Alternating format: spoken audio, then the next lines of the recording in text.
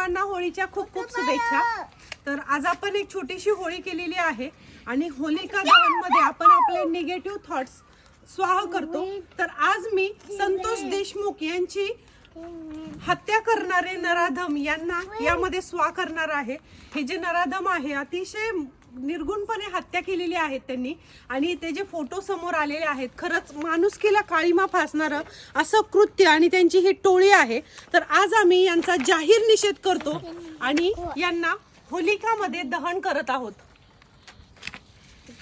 टाका मुलांनो असं रिप करू का? टाका हा रिप रिप।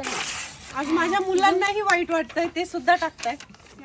टाका टाका कुठे ते Yes. Say bye bye. You wanna do put in? Yeah. You wanna put in this one? टाका टाका। Bye bye. तर मित्रांनो अशा पद्धतीने आपण यांचा जाहीर निषेध करत यांना अग्नीच्या स्वाहीन केलेला आहे।